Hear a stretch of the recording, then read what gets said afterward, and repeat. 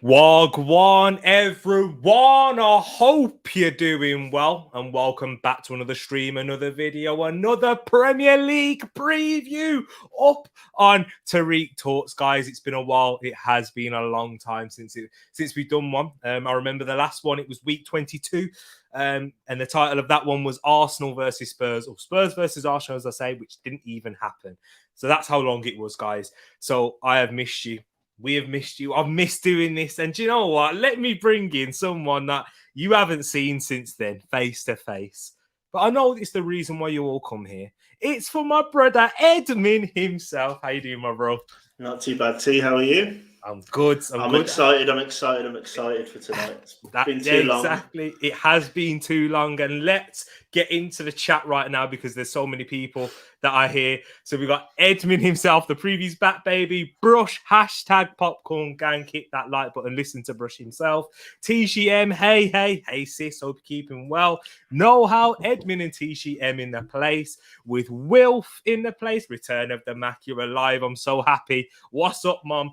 G Staffy herself, who's I'm sure she's still buzzing. She's still buzzing off that Middlesbrough result, isn't she, Ed? And then we've all up the borough, as she was getting us all to say.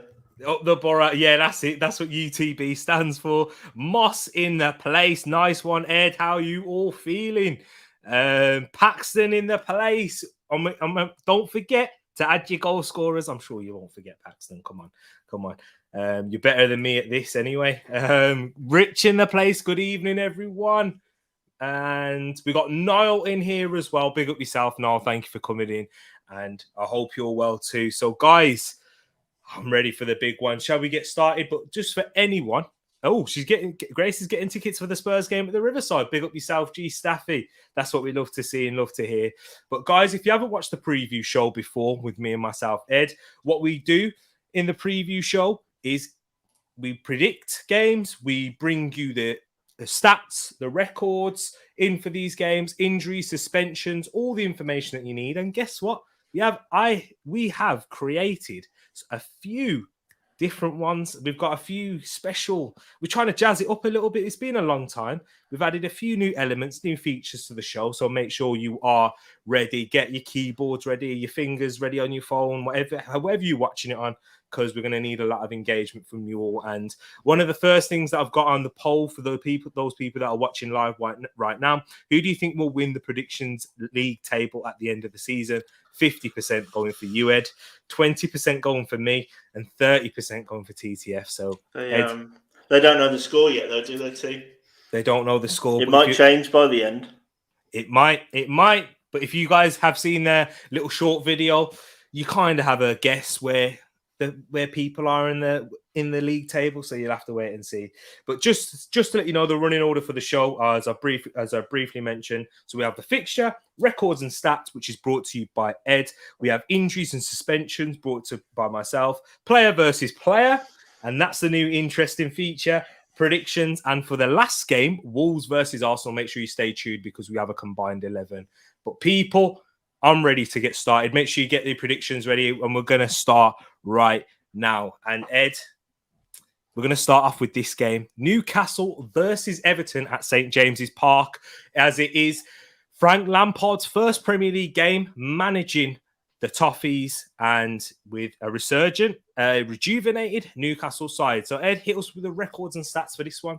Yeah, so as you said, it's interesting one to kick off the midweek fixtures.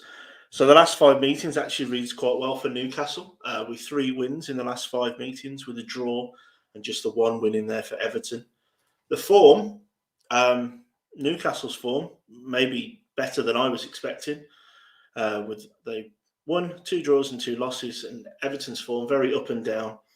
Couple of wins and 3 losses in there, but obviously going to be buoyed by both teams are going to be buoyed by one by big signings and the other one with a new manager.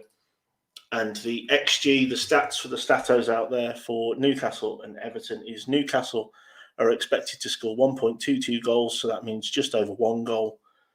Everton's is slightly higher at 1.38, but the average goals, based on how the teams are playing recently, is actually expecting 3 goals in this game. So XG and average goals slightly different for this game. You're on mute too. Thank you for reminding me. We're rusty, guys. We're rusty. Yeah, I've been doing this combined thing with Ed for a while. But guys, if those stats or records have changed your predictions, you can add them in. But if you're still sticking with your guns, keep with them if you want. But I'll bring you the injuries and suspensions right now as we speak. Let me just get this banner off so that you guys can see it clearly. So for Newcastle, we're seeing that new signing Dan Burn is a doubt.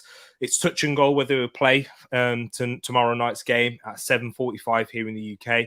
But what we do know is Paul Dummett, Federico Fernandez, Jamal Lewis, Isaac Hayden, Callum Wilson, and Matt Ritchie do remain out. So quite a few injuries there. But new signings like Bruno Guimaraes, Matt Targett, they could be available playing into that game on Tuesday night. But for Everton, the injury list is a lot shorter than what it was prior to the nice little break that we had right there, the international break. And what we do know is confirm that we have Fabian Delph, Abdullah Doucouré, and Bed Godfrey that are out. So it's a lot better for Everton when we were seeing the likes of Calvert-Lewin and whatnot suspended. But guys, this is where we have our first player versus player feature. So I want to see you in the chat. Just, you know what? Who are we going for in the player versus player? Who would you prefer to have in your team right now? Ed, I'm going to let you kick this one off. Bruno Guimaraes or Alan? Do you know what? It's difficult. It's difficult because I've never seen Bruno Guimaraes play, ever. I've got to admit. So what I know from Alan, tidy footballer, water carrier, does what he does. But I think Bruno comes with a bigger pedigree, maybe you could argue. Big money signing, and people are saying that this guy is the signing not for this season, but for the coming seasons. So I think based on that, I think I am going to go with the hype and go for Bruno. Hey, they are two different-ish type of players. They're both playing the same position. Both Brazilian, of course. When Alan first came into the Premier League, he came from Napoli, extremely highly rated as well. We have to remember that. And Bruno Guimaraes, he's younger. He's 24 years of age. So if you're thinking about that, he's got more longevity going for him. And for me, Alan is much more of a destroyer. He's don't get me wrong, he's competent with the ball at his feet. He can play with the ball. He can drive. But Bruno Guimaraes is more of that. You know, he's more flashy on the eye. Plays more progressive passes. So for me, I'm going to go with Bruno Guimaraes because I actually suggested in my first show, when in the transfer show in the summer, the one player that I wanted to join Arsenal, and I did every other 20 Premier League, other 19 Premier League clubs, I chose Bruno Guimaraes. So I have to stick with my guns there and go with Bruno Guimaraes. But let me see what you guys are going in the chat for the player for player. So we got CM who says Alan. We have Paxton. I saw Paxton say one here. Where is it gone now? Yeah, got it there too, yeah. Here we go. Thank you, Ed. We got Bruno G. So we got two different ones there. Bruno Guimaraes and Alan. Let me know. Casey goes, those two are better than Fred. I think we can agree with that one there. Guys, anyone else? Let me know your thoughts in the chat. And Paxton saying, we need Alan more, but it would be very short-term solution. I agree with you on that one, given his age profile. And his injury record, too, isn't favourable for himself. When we think of Alan, he's had quite a few injuries. But, guys, this is where we're going to get into the predictions now, into the predictions for this one. And, Ed, talk us through your prediction first, why you've gone with a 1-1 draw in this game. So I've gone with a 1-1 draw. I think going on the stats as I normally do, I think both XGs were very similar. I think you've got a new manager at Everton, which potentially means that although they did perform quite well at the weekend in the FA Cup, it was a cup game, very different. I think you got Newcastle scrapping away. And I think I'm just going with the stats there a little bit and thinking that Newcastle and Everton may 1-1. I toyed with 2-2 because I saw some goals in this game as well. But especially with Everton's injury list, a lot better off than they were. But yeah, I've gone for a conservative 1-1, gone for a score draw. Yeah, I think I had to go for something different because I saw your predictions first. Initially, I thought, mate, a draw in this one, but I think Frank Lampard will have a successful reign at Everton. You know, he does get a lot of slack Frank Lampard does, because he did get the Chelsea job because of his playing days. And let's be honest, his reputation carried him there because he didn't do anything particularly great or deserving to get the job from Derby County. And in the end, I did think it's proven to be too much of a job for him in a way. But what we have to remember is he had to deal with a transfer ban in that first window. And a lot of people, including myself in that season, was really doubting him.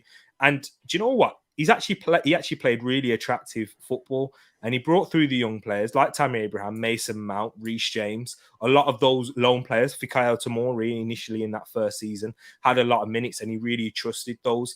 And I think he'll bring the same to Everton. He's a good short-term manager. What we've seen, the kind of resurgence with Steven Gerrard at Aston Villa, he will bring that because he brings authority. He already commands respect as soon as he walks through that door, because a lot of these players would have watched up. Yep. Loving Frank Lampard. I know we're not the greatest fans of Lampard, but if he walked through my door right now, Frank Lampard, you're doing well. I'm gonna be like, whoa, this is Frank Lampard, a Premier League legend, whether we like it or not. He's not my type. He wasn't my type of player, but he was effective. There's nothing to say that he wasn't a brilliant player for Chelsea, but it's true. But guys, let's go into your predictions at the moment, because we have loads flying in. I'm just going for the start one. So Paxton went with a 1-1, agreeing with you, Ed. Wood and Ali. So he sees Ali scoring on his debut there. 2-2. Case went with a 2-2. So did CM. Noel went for a 1-1 draw in there. New players for both sides. It's true, Moss. 1-1. Another 1-1 there. Rich going 3-0 Everton. So that's probably the biggest prediction that we've seen so far. Yeah. We've got 2-1. Yeah, we've got a 2-1 there from TCM. 2-1 Everton from TCM. I was just trying to bring that one up there. There it is. 2-2. Another 2-2 that we have here. Another 2-1 win. I think 2-2 draws is what we're going for right here. Because you've got that here from Casey as well. Yeah, he put that in earlier. Yeah. Don't forget, boys, they're not called Everton anymore. They've changed their names to Frank Lampard's Everton. That's what happens. Villa fans are a massive club themselves, and every time we're watching a Villa game, we just see Steven Gerrard on the screen, always panning the cameras to him rather than the players on the pitch. But it comes with it. It comes with the territory. But guys, we're loving the engagement so far. So many comments that we can't even get into, but know how that's just popped up on my screen. 2-0. Guys, keep the engagement coming in. We're loving it so far as we move on into our next fixture right now, and that is West Ham United versus Watford. This is also on Tuesday, 7:45 kickoff at the London Stadium. Ed, hit us with the records and stats for this game. So West Ham against Watford. We've got the last 5 meetings. Reads really well for the Hammers. 4 wins out the last 5 with just 1 win. A good few years ago now for Watford, back in the Troy Deeney days. Wow. Form, we've got West Ham, bit up and down. Obviously, they snuck one against the mighty Kidderminster at the weekend, breaking all of our hearts. 3 wins and 2 draws. That win against Kidderminster at the death was their first win in 3. And Watford's form, it's not looking great with 2 draws and 3 losses. And again, for those statos out there, the XG, West Ham's is almost 2, so 1.71. For Watford, it's 1.33. And the average goals, again, expecting a decently high-scoring game here of 3 goals. Wow, there we go. Thanks for that, Ed, in terms of the stats and in terms of the injuries and suspensions for these guys. So we have Kurt Zouma. He did pick up an injury against Kidderminster where he was hobbling a lot. So he's a slight doubt for this game. For me personally, I still expect him to start because he's a centre-back like that. And Kurt Zouma is a warrior, I do believe, very strong. And then we've got Arthur Masuaku, who's out, as well as Manuel Lanzini and Angelo Bonner, who does remain a long-term absentee. And then for Watford, who we have right now is Ismaila Sarr, who just won AFCON winner from last night. I don't think he'll play. Just letting you know, guys, everyone that I do put as either a doubt or out for AFCON, they're all doubts, basically. They're all doubts because obviously AFCON, especially the final with the Senegalese and Egyptian players, they all just played last night. However, Jurgen Klopp came out and he said that either Sadio Mane or Mo Salah could play, but we'll get into that one when it's due. So we have Nicholas Nkulu and Quadro Bar out. So once again, Watford, like similar to Everton, the injury list is getting a lot smaller. I think the break has suited these teams very favourably right there. And what we have right now in terms of player for player, this is for you guys as well in the TTF. Jared Bowen versus Ismaila Sarr. Who are you picking for your team, Ed? Probably Bowen. I think. Ooh. It's difficult. I'm not comfortable with either of them. But yeah, if you're asking which one do I want at Wolves, I think I'm going to say Bowen on the right, cutting in. We need a winger. I know they're both wingers. We need a winger for the right hand side. I'm going to take him. Jared Bowen, he's been in fantastic form this season. But do you know what? I'm going to go Ismaila Sarr, because he's a special player. He can do special things on a football pitch. He's a bit more erratic in front of goal. I will agree with you on that. But I want to see players that can do ridiculous things. And I'll never forget poor Matt Target at the start of the season. How he couldn't deal with him. But Man United couldn't deal with him either. He's done a lot of players. I mean, that Liverpool league winning team, even when Watford got relegated, he was doing up the likes of Van Dijk. So for me, Ismaila Sarr on his day, I was watching him last night, and he was a problem then. Yeah, he is a problem. That is the right phrase for him. He causes issues. Sometimes it's erratic that causes the issues, but yeah, I don't think either of that. You get either of those players in your team, I don't think you're in a bad spot. Exactly. So what we got here, Casey saying Bowen, CM saying it's tough. Will Bowen play as a striker? I don't believe so, because Mikel Antonio is back. He didn't play against Kidderminster because of the short time between travelling from Jamaica, from international duty with Jamaica. So I believe he will be back for this one, most definitely, unless any more injury news comes out on that one. So Antonio back. We've got Bowen again. Bowen once more. Jared Bowen on good form. Bowen, just because I always liked him when he came through at Hull City, but very close. So I think we're going with Bowen on this one in the chat. If Bowen's up front, I'm going Sarr. Yeah, Sarr's a very talented. Bowen is more of a complete player right now. I agree with that one. I think that CM has summarised it extremely well there. And big up yourself, Munzi, too. And big up yourself, Jamie. Go subscribe to all people's channels. We've got CM in here as well. Munzi, we've got Rich in Eagle Eyed Football. Guys, thank you for coming in. Thank you for showing love once again. And we're going to go right now into the predictions for this one, people. And I have gone with a 2-0 win to West Ham. I think it's pretty comfortable for me. The initial fixture, what was it? What was the last fixture, Ed? Was it 4-0? Or was it? Yeah, it was a comfortable win for West Ham, I think, from memory. Comfortable. Yeah, it wasn't too long ago, actually. I remember that. It was in December. And or was it January? One of the 2 months. With football, when it gets in this tricky period, it's hard to know the dates and that. But they had a comfortable away win, and I think that's what happened again. Don't think it will be quite as comfortable though, because that game against Kidderminster, they weren't convincing. And what we see with West Ham is that small squad. It will take its toll on them in the longevity for the rest of the season, dealing with Europa League and an FA Cup, as well as the Premier League. But that's why I've gone with a 2-0 win, clean sheet. Why have you gone for a Watford goal? Do you know, I think Kidderminster have done it to me. I saw some of the Kidderminster players sort of causing some havoc. Kurt Zuma potentially not playing. Ogbonna's obviously still injured. Yeah. So I see Watford nicking one again. We're talking about Ismaila Sarr. A player like that could cause some issues. Yeah. So yeah, I'm going, but in my head, like I always try and plan it out, I think West Ham quite comfortable, and then right at the end, Watford kind of make it a game. Okay, fair enough. There you go. I like how you brought that down. Then Jay agreeing with me there, going with a 2-0 win. Big up yourself. 2-0 there, 2-3-1. So different to our predictions. Big up yourself there, Macy. And subscribe to congratulations, Maisie, on 500 subs, by the way. I just want to give you a big congratulations for that live on stream. Keep going, keep smashing it. This player versus player thing, great idea. I wonder where or whom that exactly was you. Guys, if you've got any more suggestions to add to the Premier League preview, let me know also. That'll be wonderful. Wet Spam 3-0. Love that 1 p.m. 3-1. Also 2-1 says TCM. But what was Paxton's goal scorer? Sorry. Bowen brace, so he's backing Bowen for this game, and Dennis to score. Antonio and Bowen brace, and Dennis to score. So I like that one. And I think on that point as well, I think any Watford manager would be under pressure straight away. To be fair, I think they could be in the top 4 and be under pressure the way that they rinse through their managers. Exactly. 2-1 to the Hammers. Bowen and Antonio, King of Watford. 3-0. Rice, Bowen, and Antonio, the 3 most important players, I believe. 2-0 Hammers. So everyone going for a West Ham win. Nobody back in Watford. I haven't seen anyone back Watford yet. I think it's looking like 2-1, same as my. It's either 2-1 or 2-0. I think is the outlier at the minute. 2-0 2-0. I think the TTF are going with me. Good decision, guys. Is it? I don't know.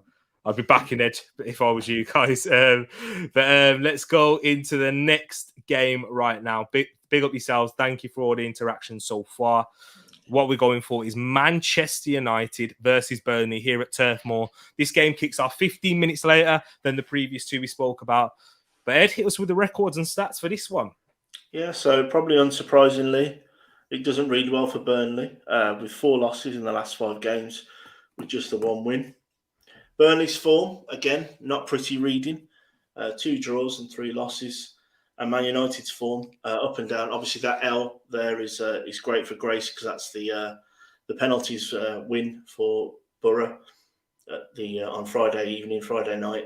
So we've got 3 wins, a draw, and then that loss in the FA Cup.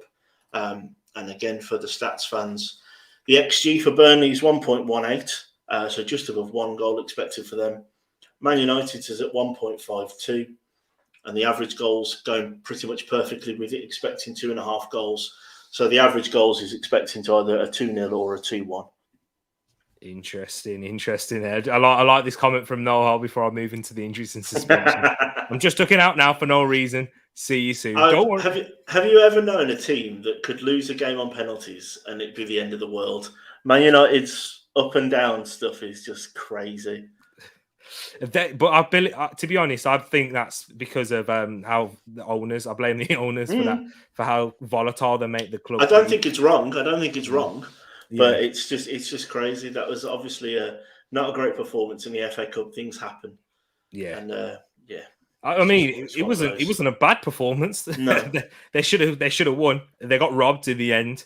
But yeah, that's just how on the edge Man United fans are. Guys, I know that. I think a lot of Arsenal fans will still feel it now, but that's just the result of where United are at the moment. But in terms of injuries and suspensions, we have Charlie Taylor. He's a doubt, as well as Ashley Barnes. So Charlie Taylor could return as well as Ashley Barnes. He's been out for a few weeks now, but he was out for a while, but he's been back in training for the past few weeks. So it's just getting ready back to match fitness and sharpness. But Mate Vidra is out, struggling with a groin injury, and Johan Goodmanson is also out. But hey, for Burnley, we've got their new 6'6" striker, Ruud Weghorst, the Dutch international. He played in the Euros for the Netherlands, so that'll be interesting there.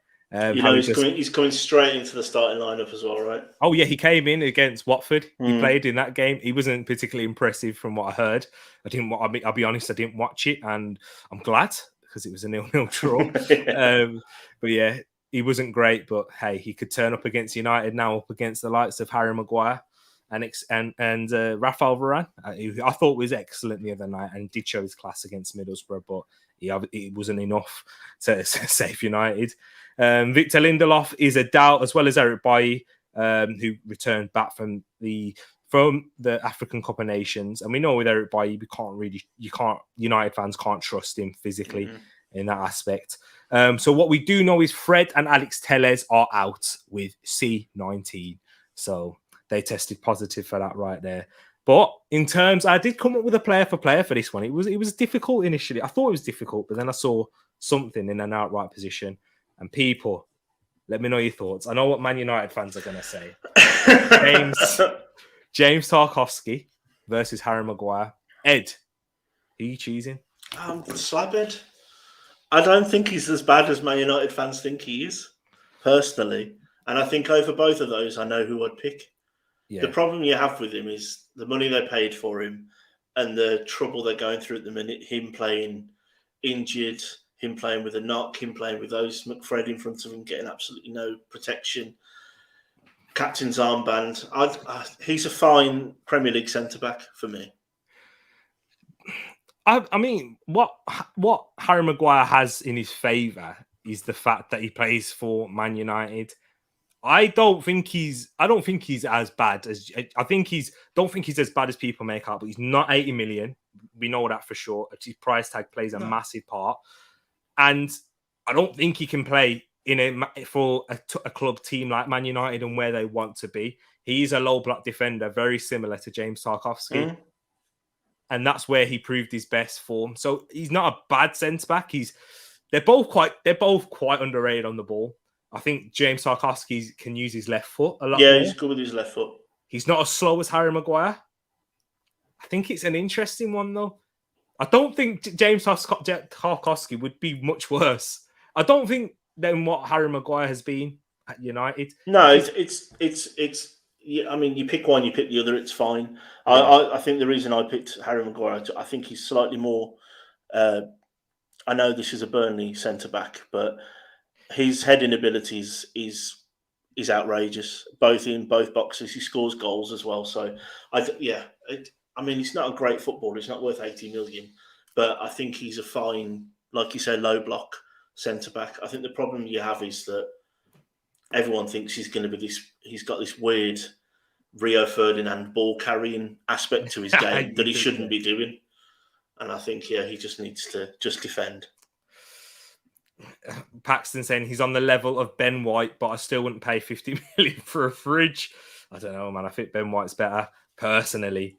But yeah, and CM also goes, his level of play is criticised more because of the captaincy. It's true. Still, the thing is with any Man United player is that Man United fans expect elite level in everything, and they're not at that level anymore.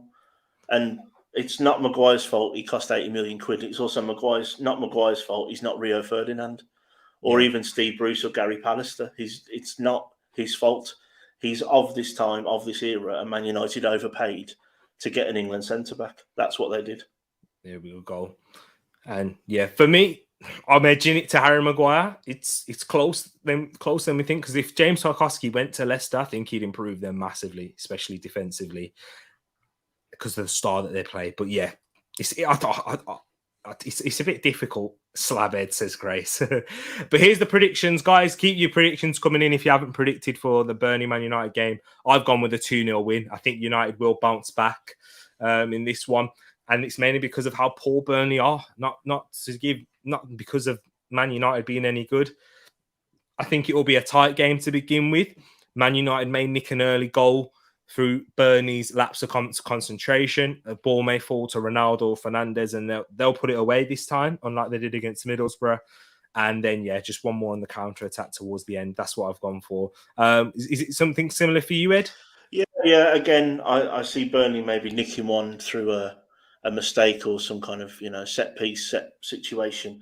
But I think Man United do just have the quality. They are going to be reading from the Borough results, and they need to keep picking up points. And I just see that Burnley aren't very good. I've been saying it all season. Yeah, they aren't very good. All these games in hand mean nothing, because games in hand don't necessarily equal points. I think they're really in trouble, and I don't know much about Weghorst. I saw him in the Euros like we all did. He might work in a Burnley team, because I also didn't think Chris Wood was going to do much in the Premier League, and he turned out to be a very decent striker for a lower Premier League team. So, I see them maybe nicky one, but I see it being relatively comfortable for United. And the form and the XG, all the stats point towards a Man United win. And you know me, when I'm unsure, I'll go with the numbers.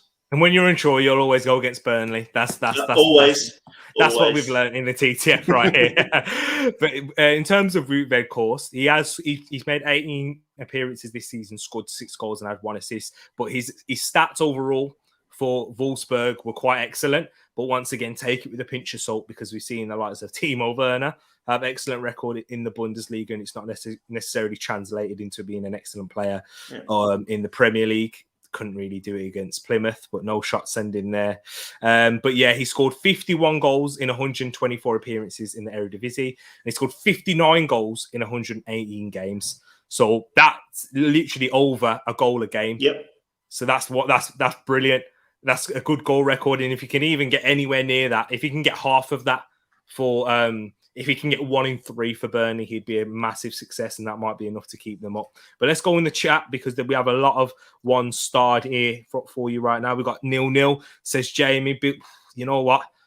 I wouldn't be surprised if I saw that one. Rich going with a 1-1 there. I mean, I hope you're right, Jamie and Rich, because that'll favour my team, Arsenal. Man United, Casey backing United, saying a 3-0 win. Wilf going with a 2-0 Man United win. Jay going with a United win.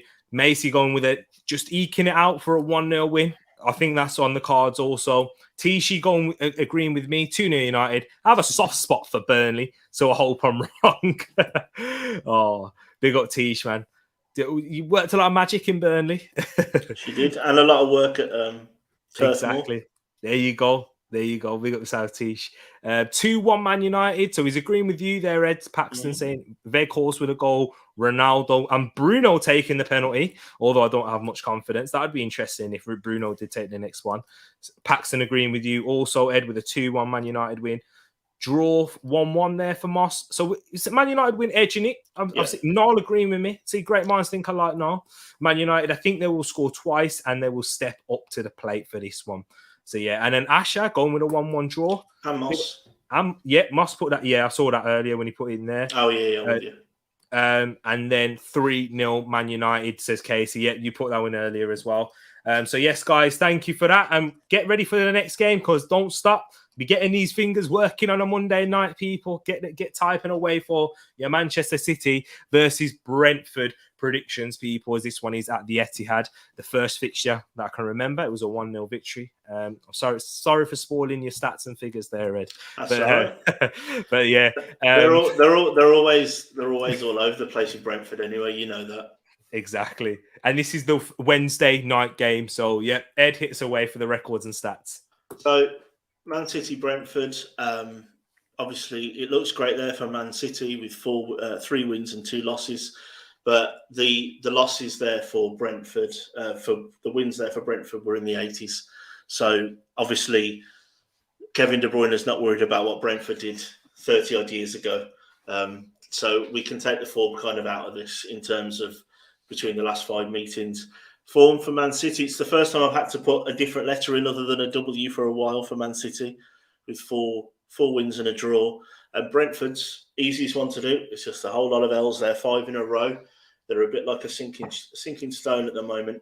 And for Man City, Brentford, the XG, as always, Man City, one of the highest of the week, if not the highest. Expected to score at least 2 goals, almost 3. Brentford's just over 1.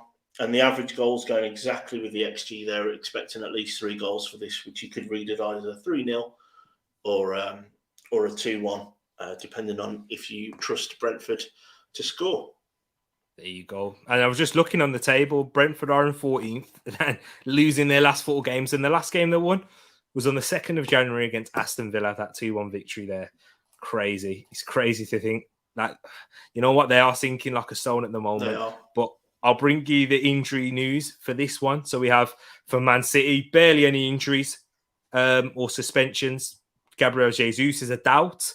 And Cole Palmer is the one only absentee that I can guarantee at this moment in time, which once again, Man City, that whoever is in the sports science, injuries, rehab, strength conditioning, you name it, they are working wonders, just like the players are on the pitch, because they've dealt even with the COVID situation excellently well. No fuss made about it at all. They had players out, staff out, but you didn't hear anything because Man City just keep plugging away and performing. But for Brentford, I can't say the same for them because they do have Christian Eriksen, who is a doubt for this game. For Christian Eriksen, he definitely won't start. He only arrived on Monday. The rumours are that it's potentially on the bench. Potentially. There's a good chance that he'll be on the bench, but he probably won't come on. I think it's to get him integrated. Yes, because Thomas Frank said that he's only come on Monday. He arrived in good physical condition. However, he's not up to match intensity. So if he does come on, I can't see him coming on for anything more than 20 minutes. Maybe not even that. Maybe 10 or something like that. Big up yourself, Super Nick, and everyone else in the chat. Love to see you all and get your predictions in if you haven't done so already. And Brian Mbeumo also a doubt for this one, as well as Johan Visa. But the ones that we know that are out is Zanka, aka Matthias Jorgensen, Tereak, Fosu, and Julien Janvier. They're the ones who remain out. So, Mr. Who Brentford up front. He's back. He scored on the weekend. He scored a penalty. So we'll have to see there. But I hope we'll see Christian Eriksen in this one. But guys, I didn't do a player for this one because, it's too difficult. But I want to know your thoughts in the chat, people. Would any Brentford player get into the Manchester City squad? Let me know that, people. Do you think, Ed, anyone from the Brentford side can get in the Man City squad? Do you want to list out some names that I picked out? Yeah. Just to give you a bit of help on that. So, obviously, David Raya is a good goalkeeper, but he's not getting in ahead of Ederson, and he'd be a backup player. Their left-back situation. Rico Henry, former Walsall player? Former Walsall player, rate him. Could he be a backup option there? Or You could definitely see him playing Pep's style of fullback. Yeah. Definitely. He's got the engine. He's got the work rate. He'd be very much second choice. Oh, yeah, definitely. Down on the list. But yes, yeah, you could. Christopher Aguirre, he's he's a good centre-back, very comfortable on the ball. Paxton saying no. No, so also. Jamie also saying no. So I don't think Christopher Aguirre would, with the amount of centre-backs they have. He's probably similar to the likes of Nathan Ake in terms of level. The obvious one, Ivan Toney. He's a striker. Mm-hmm. He's adept on the ball. He'd be able to hold up play well. I think he's very underrated, Ivan Toney, in terms of what he brings up in link-up play and technical ability. Would he? I think he's the obvious one. But I don't know. Everyone would, within reason, would look better in a Man City Pep Guardiola team. He can hold the ball up, but does Pep want more than that from his centre forward? He had issues with Aguero at the start, and obviously, if you compare Aguero and Ivan Toney, it's night and day, isn't it? So exactly, it's true. And Paxton Jamie saying no. What about David Raya? As a backup goalkeeper, yeah. We're talking squad. We're not talking first team. Yeah. I'm thinking who's got the most likely. Obviously, prime Christian Eriksen would have a big chance, but maybe not this one. But I actually do really seriously think Ivan Toney or Rico Henry could get like a minimum of five games for this side. Well, when you think about, I guess Ivan Toney not dissimilar to Nathan Ake. Yeah, picked him up from Bournemouth, a team that came up from the Championship, played decent football, comfortable on the ball kind of thing, and he can make a squad player out of them without a shadow of a doubt. So, like you say, I think the obvious one would be, a year ago, Christian Eriksen would walk into that squad. Where we are now with him, not too sure. But I really rate Rico Henry, not just because of past FIFA and Football Manager saves where I've played Walsall. Local lad. so I've always had a soft spot for him. He's also popped up with a couple of goals at the start of the season.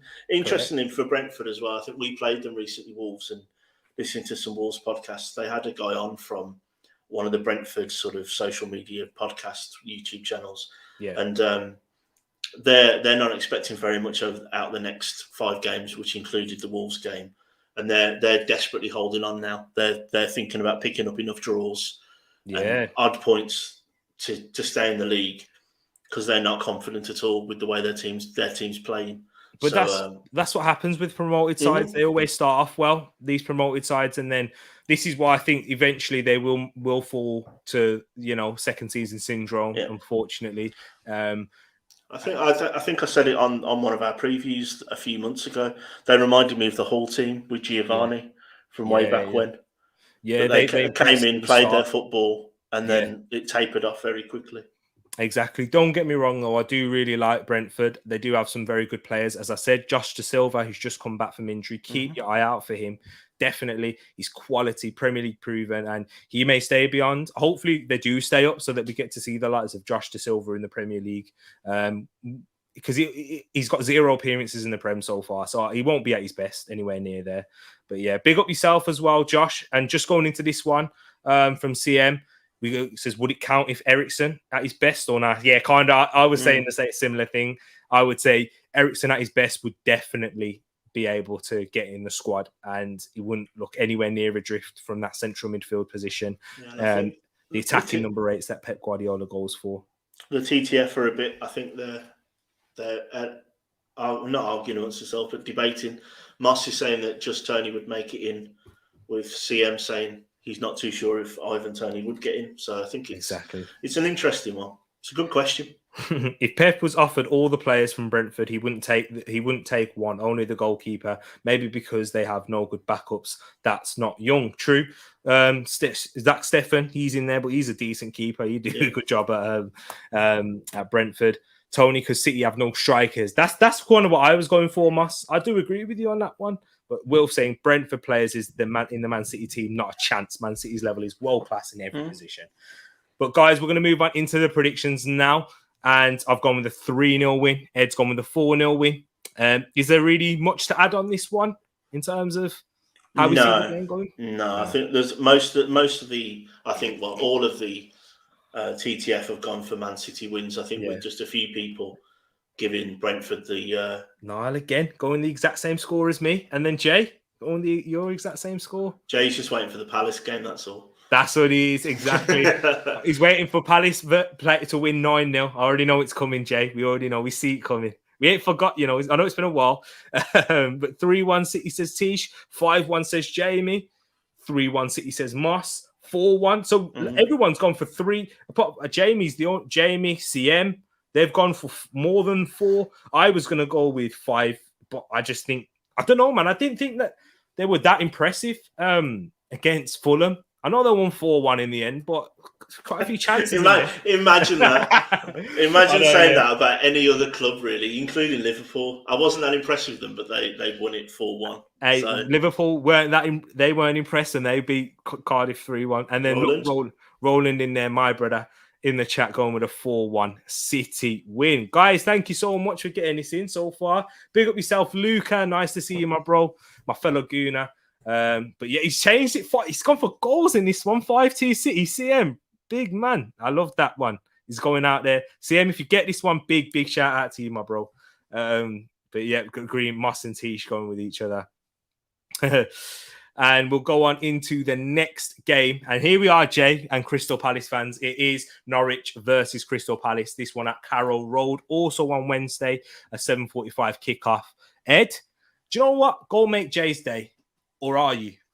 Oh yeah, the stats are the stats against for both teams definitely in Palace's favour. So Jay, Rich, Nate, if you're watching later, all you Palace fans, this is definitely one for you at the minute. So Palace have won 4 out of the last 5 with 1 draw, so they're unbeaten against. Looking at the form, the current mighty Norwich. 4 wins out of the last 5 games with only 1 loss. There's obviously an FA Cup win against the team that we don't need to talk about just yet in one of the worst games of football that I've ever sat through the highlights of. And Palace's form, a bit up and down, but mostly up with 2 wins, a draw and 2 losses. But the XG, Palace fans maybe look away now. It's only 0.88 for the away team. And the XG for the home team for Norwich is 1.06, with the average goals flying in the face of XG.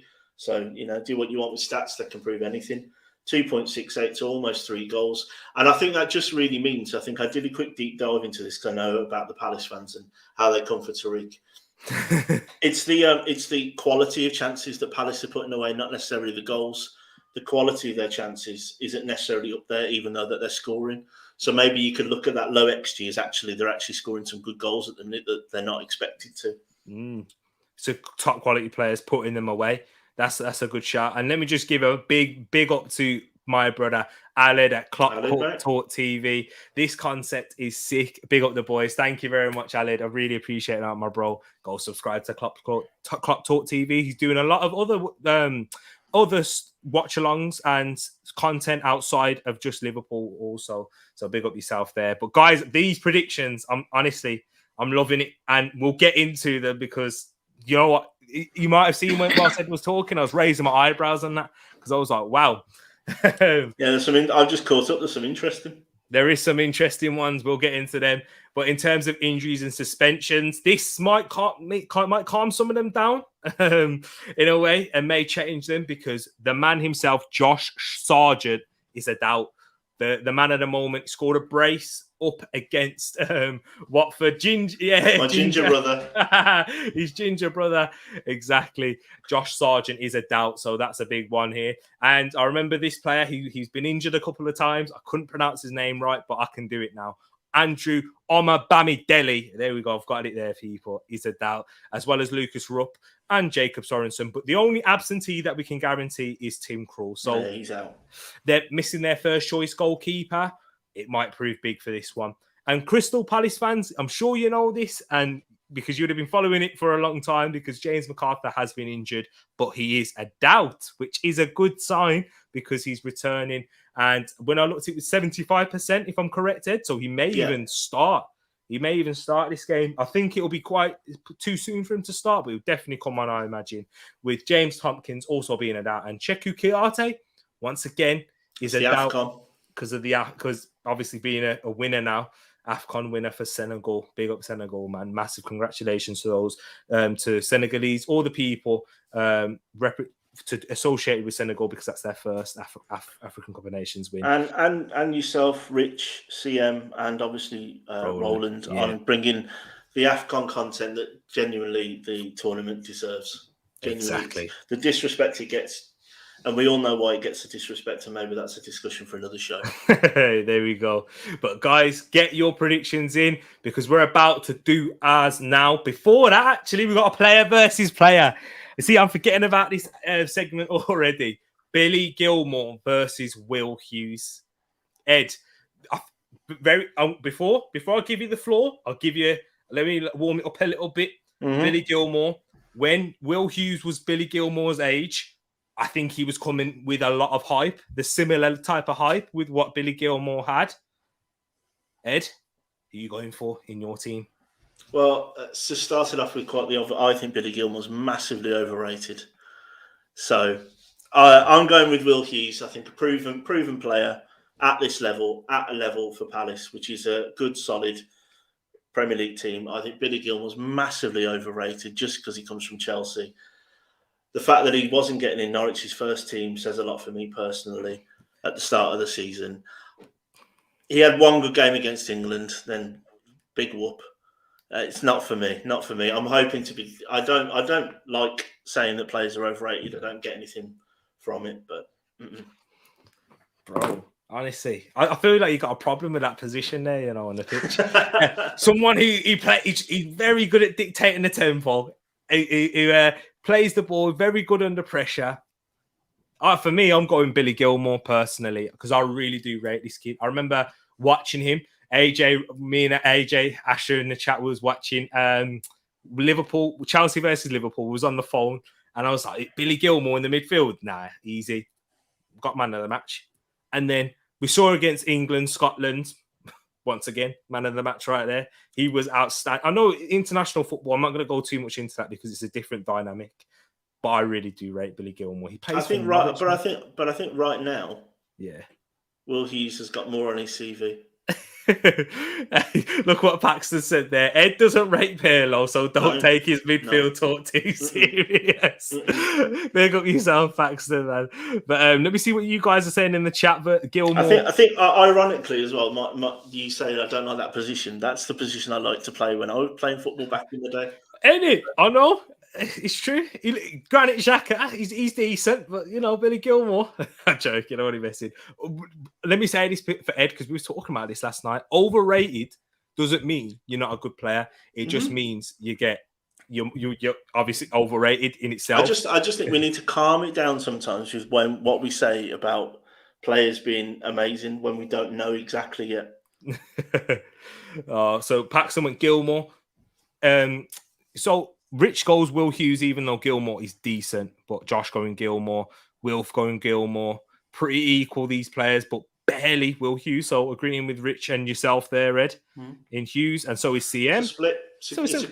It's a good comparison. Good comparison. And if you remember way back when me and you went to an England under 21s game where Harry Kane and Will Hughes plays, and which one was a better player? Will Hughes on the night by a mile. Yeah.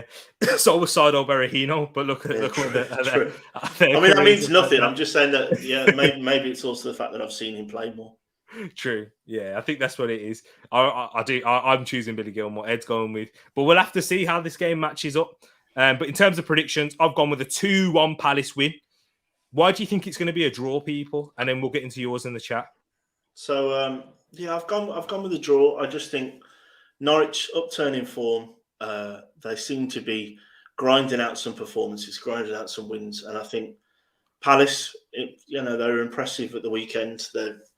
But I think what Rich put in here about it being a must-win to try and keep up their push for bettering what they did last year. Yeah, I think that maybe adds a little bit of pressure onto the fact that they're away from home. Norwich on the back of 4 wins out of the last 5. So I'm just going with. I don't think they've got enough to beat Palace, but I don't know if there's. If I was to go anywhere, it would be a Palace win. That's why I'm going with the draw because I wasn't too sure. But Jake, I'm finally in your good books because I've gone with a Palace win. Yeah, I think you're edgy. I think it'll be a lot tighter than initially. If you'd look at this one just on paper, Norwich versus Palace, I think a lot of people would go with a Palace win with how Palace have performed this season and as a whole overall. And Norwich, but the resurgence of Norwich, they're now out of the bottom 3. Hey, we were all our whole man's up. We were all saying they were down and out. The last prediction thing I did, I think I went off on one about how I've seen enough Championship teams to know one when I see one. And then they obviously, they beat my side at the weekend against pretty much a full strength team. Yeah, they, by all intents and purposes, wanted the game more, and that form doesn't lie. 4 wins out of the last 5. Exactly. And 3-1 Palace, says Jay. 3-1 Palace CM. Must win, as Rich said. Zaha, Edouard, Elise. Ed, you're a legend. A couple of birds. I like that one, Moss. I had to star that one when he put that in there. 1-0 Palace. And then this is the big one that got me shocked in a way. 2-1 Norwich. I say that, but then I've kind of talked myself in it could happen in a way. Head says 2-2, but heart says 2-1 Palace. So he's going with his heart. And you know what? So, hey, we'll have to see how that one goes there. Well, Will's got a soft spot for the South London club. So the Don, the South London Don himself, the Don of South London. See, I can't even get it right. Excuse me. I was going to ask about this comment because obviously we've got a few Palace fans in. Rich is saying it's a must-win, and Jay, although not as confident, Jay, because there's been no 9-0 this week. So exactly. We're not the only ones who's rusty. I think Jay's forgot about his 9-0. So, but I wonder why they disagree. I mean, I kind of agree with Rich. I think this is a must-win. We're at a pivotal start of the season now, where even the teams in the middle, and I'm including my own team in that, need to set their stamp on their season. So I think it could be a must-win against Norwich. If I was in Palace's position, I'd be wanting a win. I don't think it is. I think it's hard to say for any Premier League team to have a must-win away from home. In my opinion, because the Premier League is that difficult. If it's at home, definitely, and they won their home fixture against these. A draw is a good result. I agree with you in a way, Jay. A draw I know you got 2 away games. If you pick up 4 points is what you're aiming for. 2 points minimum. Anything really below that isn't good enough. But for a mid-table side, drawing your games away from home or averaging a draw in almost every away game is decent. 2-1 Norwich. So Roland going as well as Jamie going for a Norwich home win. But same as what we always do, you then apologise to you have to apologise. Yeah. I love it though, man. 2-2 Elise, Edouard, Palace, Pookie, and Sargent. Elise, by the way. God. Hey. This is why I'm glad I taught this stuff on YouTube now because there's receipts. Yeah, when I was talking about breakthrough player, and I said, do you know what? I'm gonna have to clip it up and go back and watch it because I said keep your eye on Elise because this boy is different gravy. He's quality. He'll go in. He could easily go into Liverpool, Man City, the likes of them. He's what a player he is. 2-2 says Tish. And that was for Josh's predictions from earlier. Thank you for putting in. Thanks, Josh. Big up yourself. 2-1 Palace says PM, Mr. 200 himself. And then Sargent out. Maybe should change 2-2. Hey. But yeah, I like these predictions, guys. It's looking like the TTF, by the way. I've gone for a 2-1. Same as you. Okay, TTF. great minds think alike. But we'll have a look at that towards the end in the predictions and when we do the table. But guys, we've got Spurs versus Southampton for this one here at the Tottenham Hotspur Stadium, should I say. Also on Wednesday, 7:45 kickoff. Ed, hit us with the records and stats for this game, please. Yeah, so for Spurs Southampton, obviously we've got Antonio Conte Spurs now, a bit like Frank Lampard's Everton. The last 5 meetings reads quite nicely for Spurs fans, and again, just like I have to with the Palace fans, you have to then say sorry to all the Arsenal fans that are in the chat because there always are. This reads really well for Spurs. We've not unbeaten in the last 5 against Southampton, which includes 3 draws. Southampton's form and Spurs' form pretty similar with 3 wins for both teams. Spurs, however, have lost a couple of games in there where Southampton have only lost 1, which was against the mighty Wolves, quite comfortably. And the XG, very, very close for both teams. Spurs, 1.53. Southampton's 1.35. And pretty much we can call that 3 goals for the game expected. So the XG and the average goals quite even there. There we go. Guys, there's 12 of you watching, so keep getting in. This is brilliant. We're really glad to be back. Exactly. It's amazing to have you guys back with all of this, like juggling the comments. It's been amazing. I miss doing these, guys, man. I missed it, but I'm glad to have you. Make sure you smash that like button if you haven't done so already, people. Just checking up on the poll. There's still edging Edmin for the Predictions League. Stay until the end to see the table, see where you guys are at, where myself and Edmin and the difference there. So, guys, make sure you lock in and subscribe if you haven't done so already. So, for the injuries and suspensions, for Tottenham, Eric Dyer is a doubt, as well as Oliver Skip and Japhet Tanganga. So, in their injury point of view, they've slimmed down that squad now, the likes of Lo Celso and Dembele leaving. And so, yeah, and in terms of slim down that squad, remember what I was hearing from Jose Mourinho saying that Ndombele isn't fit enough. So maybe literally speaking. Literally slimming down. Exactly. And then for Southampton, their injury list easing up once again, but still some big players missing there. Like it's important players. It's important players for Southampton, isn't it? And Alex McCarthy. Yeah, Alex McCarthy and Armando Broja, two guys themselves were important. Broja being a top goal scorer, I believe, for Southampton.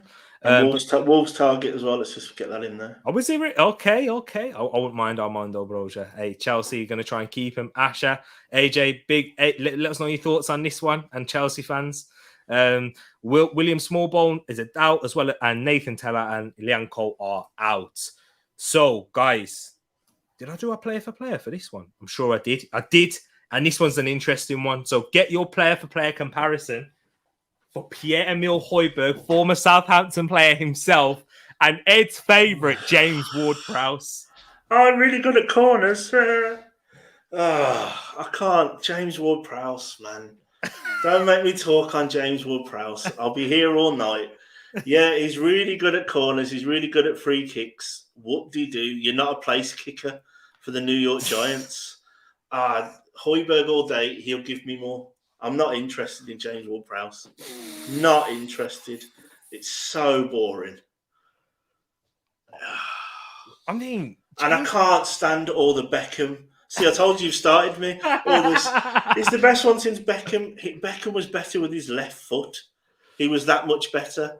I'm not having it. Paxton's agreeing with you. Paxton's agreeing with you. Talking about overrated. I'd have Billy Gilmore's left foot. Wow. Paxton, I think he exchanged the same sort of passion. Shoulders rolling as well. Just seeing that one there. JWP is an English Charlie Adam. And not even as much fun as Charlie Adam. Over free kick merchant. JWP free kicks. Better than Beckham. Moss, so wrong. We don't disagree much, Moss, but you're so wrong there. Beckham, don't get me started on Beckham. I genuinely think he's overrated. I mean, underrated. Sorry, Beckham. I would go that for. But PM, I agree with you, Mr. 200. That's probably that's the reason why I go for it. And as Tishy says, I've been ill, man. It's true. It's true. And I had to do it. I had to bring up JWP on here. Ed JWP is in the same category as the Tanner. No. Oh man, guys, 14 people just watched Ed have a little James Ward-Prowse rant there. But I knew he was going to do something. I knew it was going to set him off, and I'm glad I did it. It was worth it. So, in terms of predictions, unfortunately, I've gone with a 2-1 Spurs. I know there's other Arsenal fans in here that it's been hard for you to type that down. It's been hard for me to say it. Yeah, was going to go with the Spurs win, but I would have thrown up. So I had to go with a 2-2 draw. PM also said it himself, Mr. 200. This is going to hurt. It does hurt, I know, to even say that. But yeah, Moss sticking with it. Moss is staying loyal. Staying loyal to the TPGs. But Ed, 2-0 win. Comfortable for you, would it be? Yeah, I think the biggest thing for me is when I looked at the injuries and I saw Brozier was a big doubt. I just don't see. I don't know if Southampton. Well, Southampton. What's going to happen now is James Ward-Prowse is going to score another worldie, isn't he? That's what's going to happen from 40 yards out, like he did against you. And make that get clipped up, and like TCM says, make me look like a right grumpy C19 recovering merchant. But I potentially could have gone for 2-1 because as much as I've just had that rant, James Ward-Prowse's free kicks and corners will cause issues for a potentially, defensively unsound Tottenham team. But yeah, I just see that Kane sort of slightly back, getting back to his best. I think Conte is a better manager. Yeah, so I see a comfortable 2-0 win. Southampton could do something though. Their form's very good. Their form's good. They grabbed the draw against Spurs with 10 men. So, could happen. But Shea going with a 2-1 Arsenal win in there. So big up yourself, Jay. Thanks for that. We'll get into that game soon. Stick around. But Shea went with a 4-1. Rich going with a 3-1. Not once again. Agreeing with me again. No, I think you know what? Pretty much everyone, I think. I know, yeah, I'm loving it. I feel validated now because predictions hasn't been great all season, but getting there. We'll see. I'm not going to talk too much, but yeah, 3-0. Mr. 200 saying 2-0 says Jay. 2-2. I do think it could happen. 2-1 Spurs. Tish agreeing with me as well. Wow.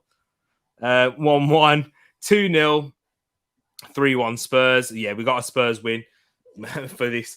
Shay, I'd love that. I'd love that if that did happen.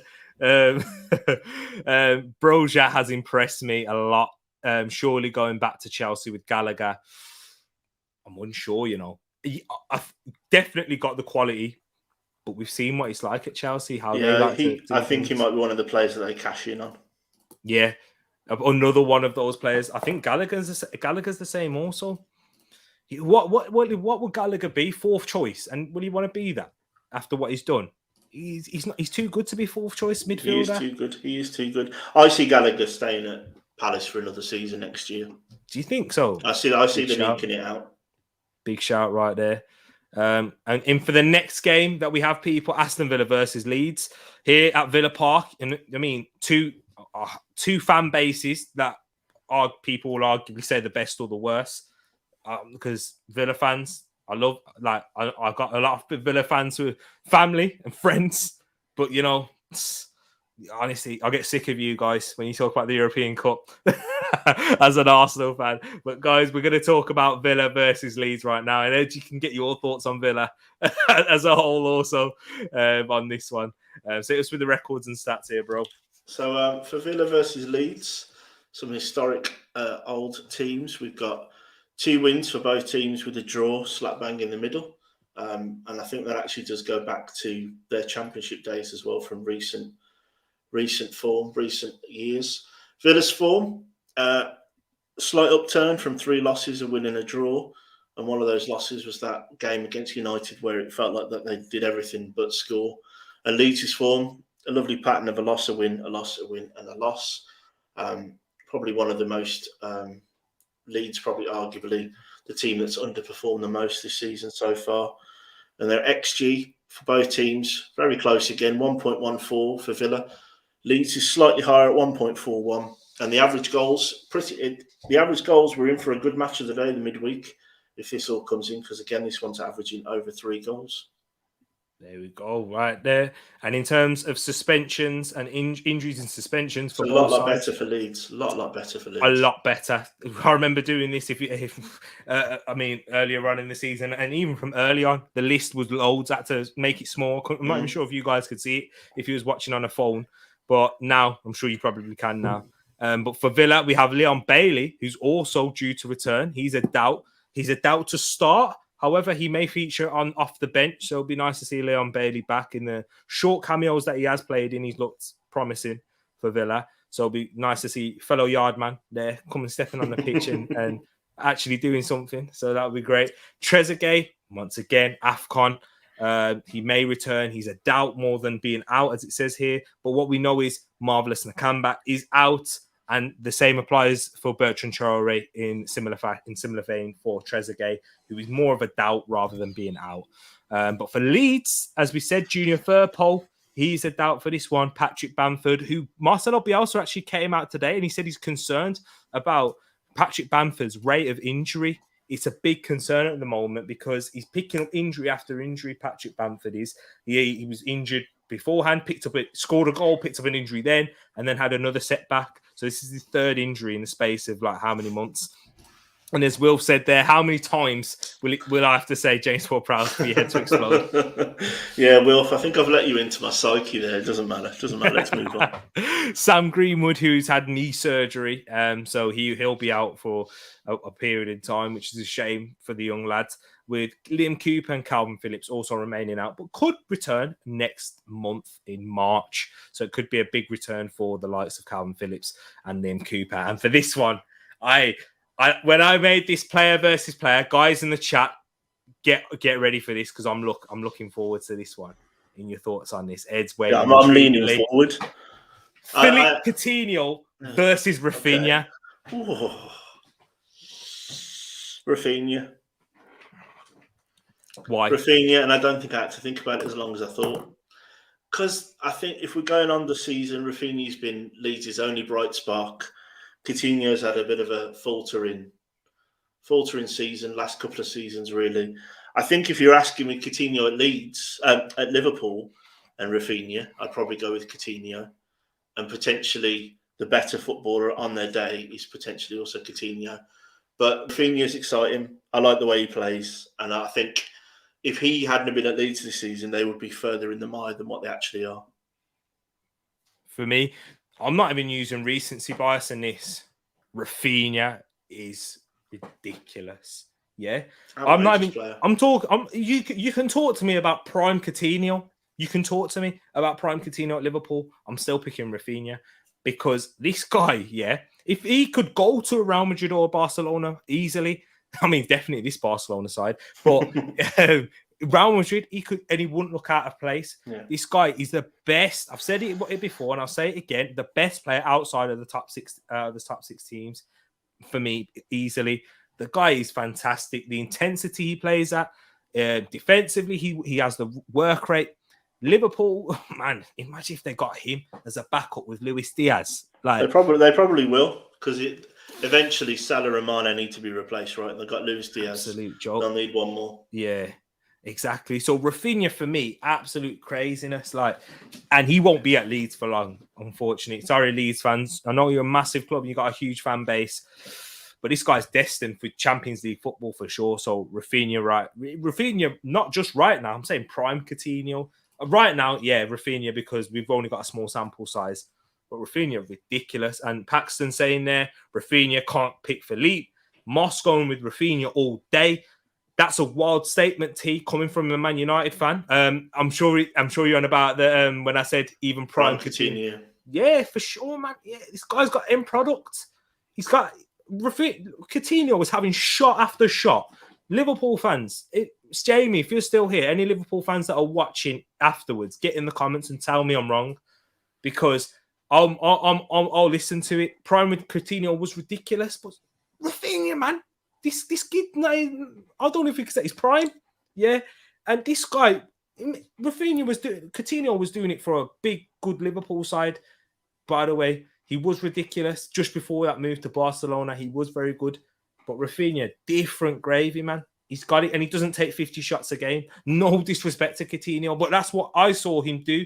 He scores crackers, but he shoots. He takes like the volume of shots that he had. One season, bro. Rafinha's done it again this season. He's done it last season. He was amazing, and this season he's fantastic. And he was killing it at Stade Rennes, also at Rennes. So this guy's beautiful. I want him at Arsenal. I would take him and Saka. Oh, nah.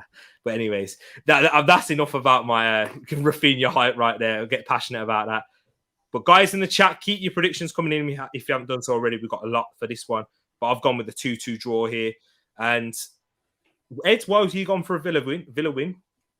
I think Villa at home, Leeds, they're in a bit of a sticky patch. Yeah. They are, Rafinha can drag a goal like we saw. His performance against West Ham, I think, was incredible during the Christmas break. But yeah, I think I've just gone for a Villa home win. I think I've gone, not necessarily with the stats with this one, but I think I've just gone for, just see Villa edging it. I see that. I've gone with a 2-2 draw because I think there'll be goals in this game. And I don't think Villa will. I think Villa, they've obviously been impressive and really good under Steven Gerrard, but they're still not a perfect side. They're going to have their teething problems, and they're going to come up against an attacking Leeds side that won't fear them, an injury list that is a lot shorter and smaller. So I think Leeds can grab something, and Villa will have inconsistency issues. So yeah, I've gone with a 2-2 draw. CM can't say Leeds. This is going to be hard. Jay agreeing with me, going with a 2-2 draw right there. Shay gone with a 3-0 Leeds win. That's a big shout, Shay. 2-1 Villa, 3-2 Villa. We got in there. Paxton as well, yeah. 2-1, exactly. Philippe Coutinho, Brace and Bamford. 2-0 Villa, CM. Mr. 200, 3-1 Villa. 2-0 Villa again from Moss. And then we got 2-0 Villa again. And then I agree with this statement massively. Had to start this one. I think Joel Geldhart deserves a chance. Always looks good when I see him. Yeah, Leeds fans, do you know what they call him? Do you know what they called him, Ed? The next Wayne Rooney? That's a better comparison than when Martin Keown said he was like Lionel Messi. Yeah. So, yeah. That's a good shout, actually. Yeah. Hey, Moss agreeing with you there. Good shout, Jay. He has something. He's more of a Wayne Rooney type of mold. You can't really say he's a striker of sorts, but he's not. He's a mixture of both. He's very aggressive in his running, and plays like with his heart and rolling there with a 3-2 Villa win. Hey, that'll be goals. I could see goals in this one. I see where you're coming from, Roland. Definitely. There it is. The Saka name drop. Not even got to the Arsenal game. How long before? I know you're on about right there. A drop yet. We'll get in there. Big up yourself, Samson, my brother. It's been a long time since I seen you at the gym, bro. But I'll definitely catch you there, my broski. Love to you. And go subscribe to Samson's channel as well. Big up my bro right there. In the next one, and the penultimate game, and then we're going to get in there. But guys, make sure you smash the like button because we've gone over an hour for this one. And we're going to be talking about the game, Liverpool versus Leicester here at Anfield. And this is the picture, the picture of the thumbnail, because I think this could be make or break. But Ed, are you gonna give something for Brendan Rodgers and Leicester to hold on to? Well, they've got a couple of wins in the last 5 meetings between their teams. But Liverpool winning 3 of them. Liverpool's form reads a lot better. Leicester's now. I did Leicester's form before the Forest game that they lost quite comfortably yesterday, I think it was. So Liverpool unbeaten in 5, same as Man City with just 1 draw. And Leicester's form, technically there was a loss yesterday, a draw, a loss and 2 wins. So they're not in the best of form at the moment. And their performance yesterday, which we'll probably touch on, was pretty awful. And the XG for this game, just slightly lower than Man City's, as usual with Liverpool, 2.56. Leicester expected to score, however, in this game, and the game is expected to get 3.5 goals. So it's one for Moss, maybe, for both teams to score. There you go. If you're getting a long listing. Exactly, getting that cheeky acca in there. Mm-hmm. But definitely. So, in terms of the injuries and suspensions for this one, what we have here, people, let me just get the banner off so we can see Mo Salah and Sadio Mane. And just as I was looking there, because I was checking, and I've just checked that Mo Salah will be back on Tuesday for Liverpool. So he could play this game because this game is being played on the Thursday.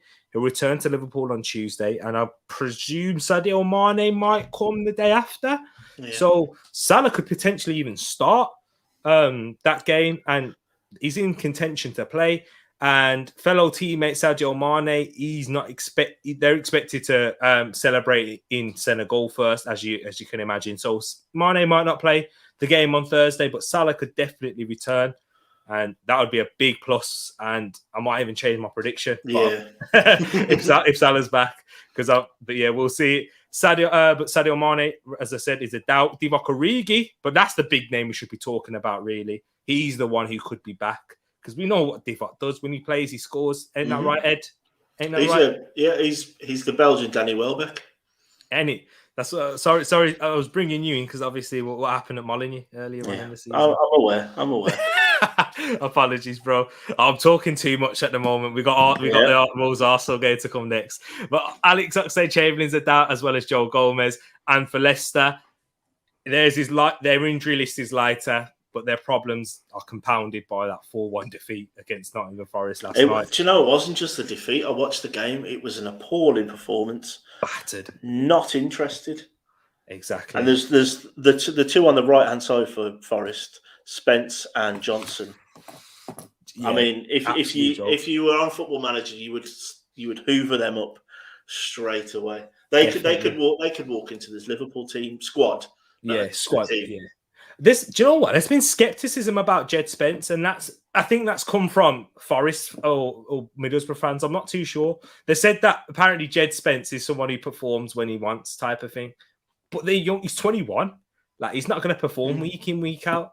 He's still a young player, but when you see the level that they can perform at against Arsenal now and battered Leicester, Here's the context. Sorry, Siri's about to make a phone call then. But Johnny Evans out, as well as Jamie Vardy, Wesley Fofana, Timothy Castagna, and Ryan Bertrand. So all doubts for Liverpool and all outs for Leicester. And there was a player versus player thing that I have here. But guys, get your predictions in. Whilst I'm going to give Ed the floor here. Roberto Firmino versus Jamie Vardy. Two very different strikers. I was going to say, it depends what you want in your team. But this is it. This is personal preference right here. Guys in the chat, let me know your thoughts for your personal preference. Personal preference, if I was having to hang around with them, I don't want anything to do with Jamie Vardy. I'm not saying you have to take him on a dinner date. You do it at a dinner table. Okay.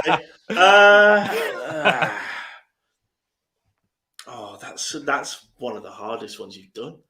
I love Bobby though, innit? So I know you do. Let's go for Jamie Vardy though. Oh, 100 Premier League goal club. He's in the 100 club. He scores goals. He's an immense goal scorer. I don't know if you know, but he played non-league for a bit. He's got a great story behind him, even if he's a questionable human being. And I think we've seen recently Bobby Firmino waning a little bit. Yeah. So yeah, I think I'd go for Jamie Vardy. But yeah, again, if you ask me who I'm taking out on a date, I'm not even texting Jamie Vardy. Well, he'll give you a Red Bull. That's what he would do. Exactly. I don't want one. He'd buy you a Red Bull, and then Firmino could buy you a nice. I don't know. Well, let's face it. Jamie Vardy's taking me to Miller and Carr at best. Yeah. Yeah. That's him pushing the boat out, whereas Bobby's going to whine and dine. Radizio, you know what I mean? Yeah, Radizio Rico. That's the one. That's meant to be good though. There, Brazilian restaurant there. But the chat in terms of this, it started off overall Vardy, Firmino. Vardy can go away. Arsenal allegiances I can see right there. Vardy goal poacher. We need scrappy goals, both in prime and now. Firmino makes others better around him. I agree with that one there. Yeah, it's true. Whittle, Firmino, Tish, of course, Firmino with a Liverpool bias. PM and Mr. 200 himself, Firmino. I mean, that's more similar to what we have, but I don't know, man. Jamie Vardy, the goal you can't discount. You can't argue with goals. You can't goals win you games. And as much as I love Bobby, I love Bobby. I love his teeth. I think he's a lovely. Who's got better teeth? Lad. We can see that here. Yeah, but sorry, Firmino looks Yeah, he makes other people better. But yeah, I think, like you say, you can't argue with goals or Siri tonight by the sounds of it. I tell you, Siri's not having it. Siri's not listening to the Firmino's Vardy fan all day long. But there we go. That was a tough one. I knew it was. But I've gone with a 5-0 Liverpool win. I'm not changing my scoreline. I'm sticking with that. Now Salah's back. 5-0. I think this is going to be the end for Brendan Rodgers, people. You know, I actually think he might get sacked. Hands up who said he was overrated. Just me. There we go. Hands up in the chat if you think Brendan Rodgers is overrated. Or have always thought it and not just recently. Not recently. Yeah. If you thought Brendan Rodgers was overrated prior to 4 months ago, put your hands up. So, yeah, because me and Ed, we definitely spoke about this. I remember this before YouTube days. But guys in the chat, let's see what yours is saying. 3-1 Liverpool, 3-0 Liverpool, 3-1 says Tishi. Paxton, where's the goal scorers? Where's the goal scorers? Oh, he said Jota hat-trick. There we go. There we go. There we go. My apologies. I could do that Jota hat-trick for my ridiculous hot take I said at the start of the season. True, yeah. If you don't know, what was it, Ed? Let the people know. That I went with, probably with my Wolves tinted glasses on, that Jota was going to get more than Salah this year. And I completely disagreed. And now Salah's probably having the best season of his life. Oh, yeah. Do you know what I mean?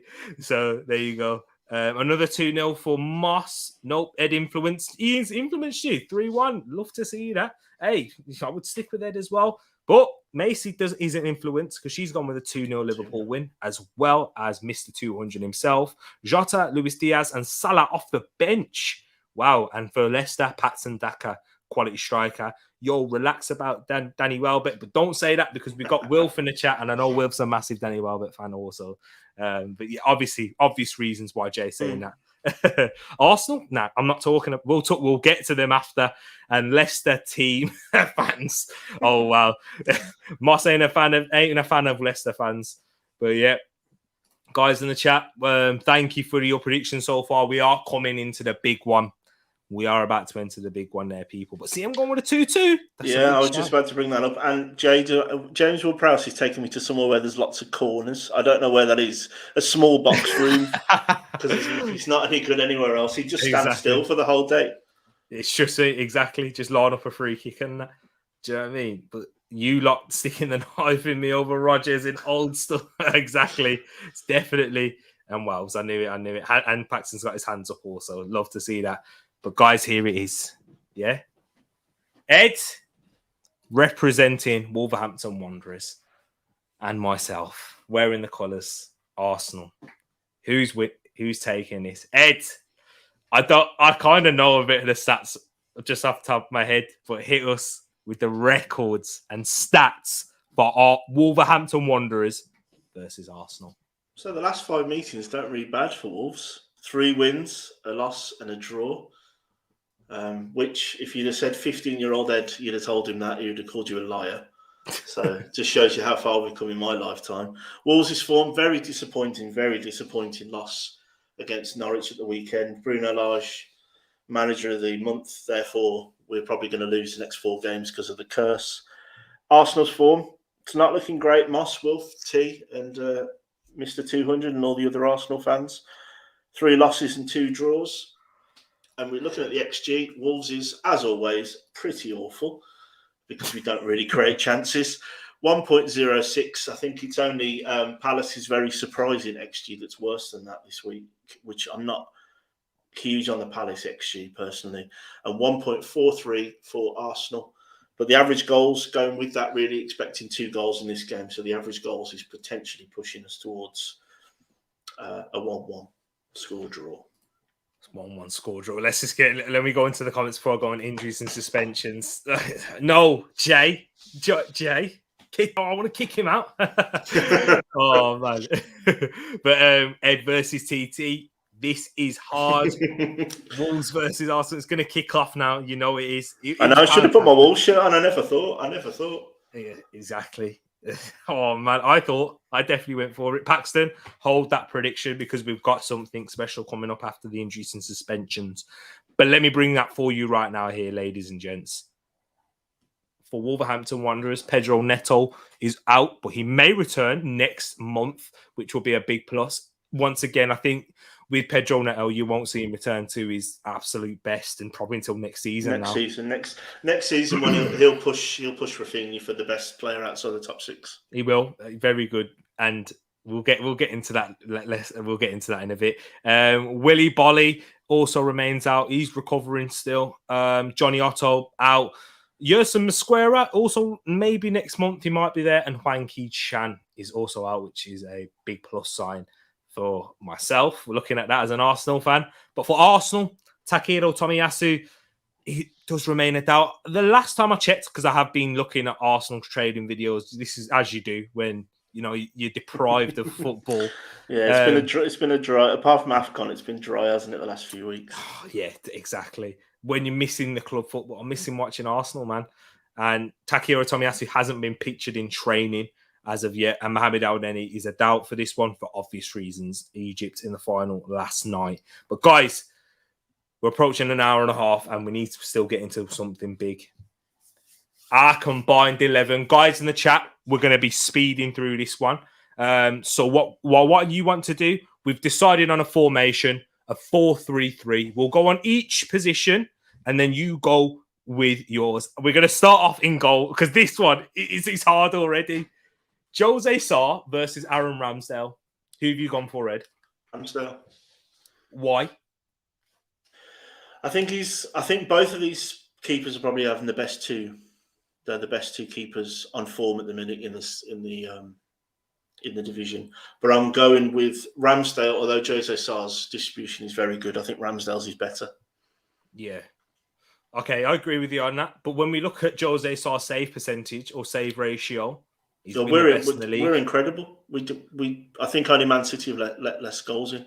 Yeah, and they mainly let less goals in because they don't give the other team the ball. They're like the year 11s against the year 7s, like I said the other day. Exactly. So Ramsdale, I agree with you on that one. I've gone Ramsdale, and at right back for me, this one's tough. But I'm going with tough. I've gone with Takehiro Tomiyasu. And the reason why is because he suits a back four more than Nelson Semedo, in my opinion. Yeah, he does. He does. Two opposite ends of the spectrum in terms of a fullback, because Takehiro Tomiyasu's a lot defensively sound and probably not as good going forward as Semedo or as much of a threat, but he's very underrated in that side of the game. But I've gone with Tomiyasu. Who do you go for, Semedo? Or? No, Tomiyasu for the same reasons. Okay. In a back four, Semedo is going to create you chances. I think last year he had the most shots of a fullback that didn't play for Liverpool or Man City, but he only got one goal right at the last game of the season. So in a back four, he's a little bit too suspect. There you go. And then but if we were doing wing back, I'd take Semedo, and it wouldn't be close. Yeah, I don't think Tomiyasu would be that great at wing back, in all honesty, because he provides a lot more going forward. But Tommy there also, right back has to be Tommy. Outstanding season. This is easy. Moss. Well, this is where have you seen your midfield, Moss? It's true, Moss. But we're going to talk about centre backs now. The right centre back. Let's talk about both. So we both went with Gabriel. Yep. And then we both went with Max Kilman. We did. Talk a bit about Max Kilman. Fully paid up member of the Kilman Club. Me too. Fantastic footballer. Seems like a nice guy. Tall, athletic, good on the ball, both feet. He's playing right centre back at the minute, despite being naturally left-footed. Unflappable. Under Nuno, he barely got any games. He played in Europe, basically. Fantastic centre back. I think we need to pump the brakes a little bit on the England call-up that some Wolves fans and other people are saying, but I don't think he's far off getting there. Connor Cody's my favourite, well, probably Wolves player of the last sort of decade, but he in a back four, he's not gonna cut it. Kilman, outstanding in the air. Yeah, and he's better than him. Arsenal fans in a back four. You may not have watched a lot of Wolves this season, but honestly, Max Kilman's quality. He's better than Ben White, in my opinion. The things what we praise Ben White for, Max Kilman does that easily. He's probably better than Ben White and he's about 3 inches taller. 3 inches more than that. How tall is he? What, 6'5"? Is he 6'4"? No, 6'3", I think. 6'3", Oh, is he? 6'4", yeah. Yeah, there you go. And he's massive, both feet. Like, he's immense, by the way, Max Kilman. I love him. So I've gone with Max Kilman. But Moss saying that Cody's had a good season. I agree, but back four, though, it wouldn't work. No, there's a reason when he plays for England, he only plays against the lower teams in a back four. Yeah. And it's because he's a fantastic leader, fantastic on the ball. He's actually a very good defender now, but in a back four, he's just too slow. Just too slow. Yeah. Paxton, I've seen yours in there. Just pick White because I couldn't think of Kilman's name, to be honest. Fair enough, man. But I think Kilman, and I like Ben White. I'm not a Ben White hater. Like, I like him a lot. And me and Ed, we was talking about this when we was watching the England-Romania game. We was like, this guy, he's going to be something special. Yeah. I said he could go to a Man City team, innit? And then I said, or Arteta, because that's the style of football he plays. But do you know what? Kilman, I rate this kid highly, man. He's not even that much of a kid anymore, but he is. What a baller. Left back, Tierney. Yeah. Went Next. For that one. Even though special mention for Aït-Nouri, though. Yeah, like I think I said it a few previews ago. In about 3 seasons' time, when Aït-Nouri is about 22, 23, he'll be going back to PSG or somewhere for big money. He's a fantastic footballer. Footballer. In midfield, it depends how you've gone with this one. Because I've gone with a midfield, I've gone with a 2 and then an attacking midfielder. But have you gone with a flat 3? Yeah. Go with your flat 3 then. I've gone for Partey, Neves, and Moutinho. I've gone for Partey, Neves, and Ødegaard. Okay, you love your 10s, don't you? Yeah, I love Ødegaard also. And he's a good footballer. He's quality, and he's had a good season as well, Ødegaard has. But I understand the... So is João, though. Moutinho's had a fantastic season, rolling back the years. And that Partey, Neves could be at Arsenal next season. Maybe, hopefully. Yeah, that'll break my heart, so let's not discuss that. Don't make me get... I've already got angry once. I've been called grumpy. Let's not talk about Neves leaving me. Guys, get your midfield shouts in. We're stuck between Ødegaard and João Moutinho. So Paxton's gone for the same as me. Oh, right there. I'd like to see flat. If it was a flat 3, okay, I understand that. Yeah, I agree with that. If we go with the number 10, Ødegaard and Moutinho loses out, definitely. I knew you was going to go for Ødegaard there. Neves Partey. I think everybody agrees with the Neves Partey one. And then the front 3. I've gone with Saka on the right. I'm sure you have too. Because that one's a bit of a shoe-in for me easily. Oh, yeah, it's a given. Best player out of all the 11. Up front, Jimenez. Yep. Left wing. I've gone for Martinelli. You can put prime Pedro Neto in there. Okay, then I'll take Neto. That's probably so. But if we're going on now, I'd take Martinelli. We've gone 4-3-3, Jay, to answer your question, mate. 4-3-3 we went for. And what Moss said in terms of the midfield, I think I love Martinelli to bits, but Pedro Neto, I think we need to remember how quality this guy it was before his injury. One of the players of the season, wasn't he, last season? Not across the whole league. And he's young. He's only a year older than Martinelli. Yeah, he's young. He's good. He plays left wing like an old-fashioned left winger as well. Yeah. Left-footed, gets past his fullback, and he's not scared to take a shot. He's quality. There we go. We're stuck on that. So we have 2 positions sorted. Guys, if you're watching afterwards, let us know in the comments below what you think. Are you going with Moutinho, Ødegaard? Are you going with a flat 3? Or are you going to go with Neto or Martinelli? Let me know afterwards, people. And here's my prediction. I'm going to the game. I've gone with a 0-0 draw because I think it has 0-0 written all over it. But Ed, why have you gone with the 2-1 win? Because I wanted to say 1-1, but I needed to back my boys. So I've gone for 2-1. Whether or not, I think Paxton always says that we're going to score a couple of goals, and I always say we never score more than... night TC, I'll be up in a sec. So I've gone 2-1. I don't know. I'm not confident with that, but I have to go with my heart. Yeah. I think you have to. I've gone with a 0-0 draw. I think our defense could stop some of your and our defense. You scoring 2 goals, it sounds a bit mad to me. because you don't score many goals. And I think we could keep a clean sheet. And I think it does have 0-0 written all over it, people. I'll be honest. Even though I'm going to the game. T, you go in to watch Wolves play good football. They do play some decent football. I'm looking forward to it, man. I'm looking forward to it.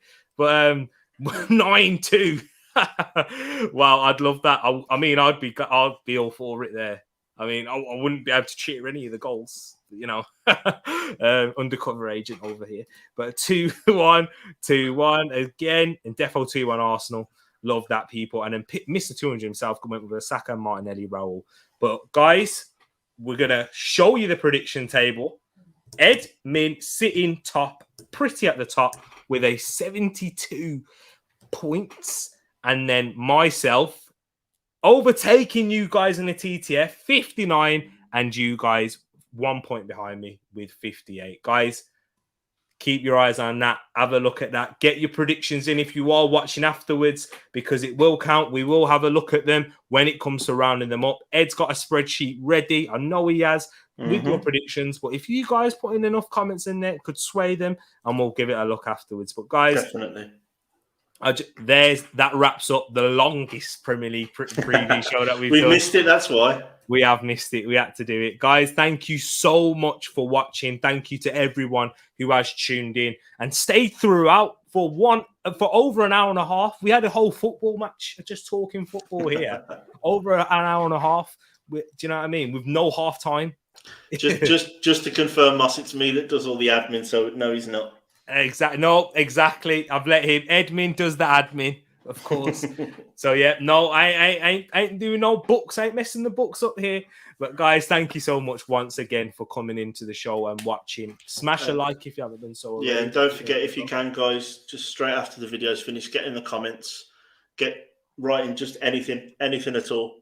Put something in there. It doesn't even have to be anything special, but it's just anything to get the algorithm and we need to get T to 400 subs soon. So I think he deserves it for the work he puts in.